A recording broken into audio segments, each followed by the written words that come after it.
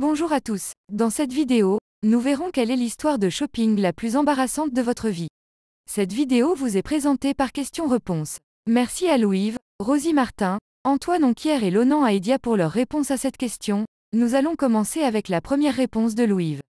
Quand j'avais 15 ans, mon père s'était récemment marié avec ma belle-mère. Ma mère biologique était décédée l'année précédente. Je ne la considérais pas comme ma mère, mais elle n'était pas si mal. Un jour d'août, j'ai dit que je devais retourner faire des magasins pour la rentrée. Ma belle-mère m'a alors proposé de m'emmener. Nous étions sur le point de partir, lorsque mon père m'a suggéré de monter à l'étage et de regarder quels vêtements j'avais déjà, pour savoir quoi prendre. C'était une chose intelligente à faire, donc nous sommes montés. Je lui ai montré la plupart de mes vêtements, puis je lui ai dit que j'avais aussi besoin de nouveaux sous-vêtements et soutiens-gorge. J'avais eu une poussée de croissance au cours des derniers mois, et j'avais dépassé beaucoup des tailles. J'ai vidé mon tiroir de sous-vêtements et j'ai tout mis sur mon lit. Elle a octé. Et il est ? Où as-tu trouvé ces trucs ? J'étais confuse. Bien sûr, je vais parfois à Victoria's Secret Pink, mais ce n'est pas comme si j'étais une stripteaseuse. Toutes les personnes que je connaissais portaient des soutiens-gorge t-shirts simples et sans fils chez Pink. Alors, pourquoi avais-je des ennuis ? Finalement, nous nous sommes retrouvés au centre commercial. Après les achats de mes vêtements, j'ai essayé de la diriger vers Pink, où j'ai obtenu tous mes sous-vêtements. Elle m'a traîné dans Gymboree, un magasin pour les tout-petits et les jeunes enfants, et a choisi quelques paires de sous-vêtements. Elle m'a tendu quelque chose comme ça, dans une taille pour fille de 10 ans. J'étais une jeune femme, donc je ne sais pas à quoi elle s'attendait. Je les ai essayés, mais ils me coupaient littéralement ma circulation.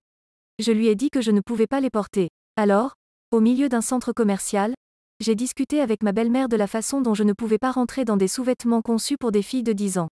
Je n'avais pas de grandes courbes, mais j'étais développée, et ça n'allait pas marcher. Elle a dit que je devenais une stripteaseuse et que cela devait cesser. Quand nous sommes rentrés à la maison, avec les sous-vêtements pour enfants, elle est montée et a jeté tous les sous-vêtements et soutiens-gorge que je possédais, les remplaçant par 4 paires de culottes de taille 10.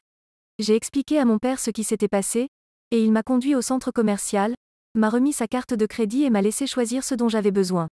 Heureusement, ma belle-mère a divorcé de mon père 6 mois plus tard, mais j'ai eu le temps de vivre une expérience de shopping embarrassante.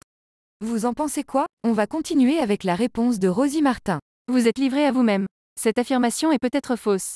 J'ai vu ce post sur Facebook. L'infirmière qui a pris cette photo a dit que ce patient âgé a été admis à l'hôpital pour suivre un traitement. Au bout de 3 jours d'hospitalisation, aucun membre de sa famille n'était venu le voir.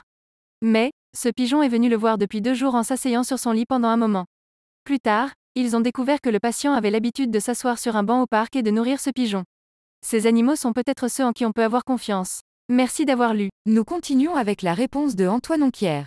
Si vous mettez ces 9 gars à l'intérieur de ce véhicule, vous aurez plus de richesse dans un seul van de 9 places que les 4 milliards, sur 7,6 milliards, de richesse que les personnes les plus pauvres sur Terre se partagent au total.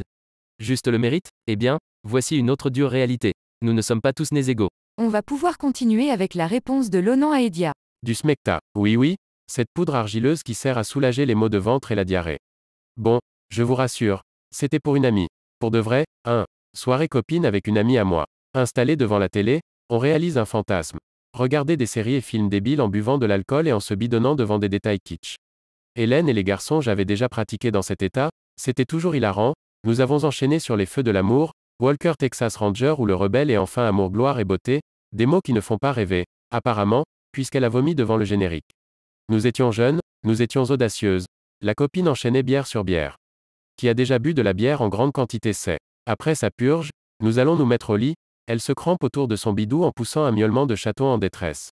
J'ai compris, j'ai cherché dans sa pharmacie mais rien qui ne pourrait l'aider. Écoute, je connais la pharmacie de garde du coin. J'avais pratiqué, ça aussi. Pour la copine saoule qui nous fait une chute de tension, ou pour moi-même après une blessure à l'arcade sourcilière.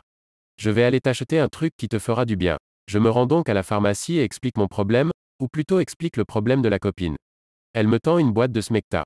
Pas certaine qu'elle pourra l'avaler mais dans une soirée dédiée au mauvais goût, ce médicament représente le pinacle de ce dernier. C'est la fin de la vidéo, merci d'être resté jusqu'à la fin.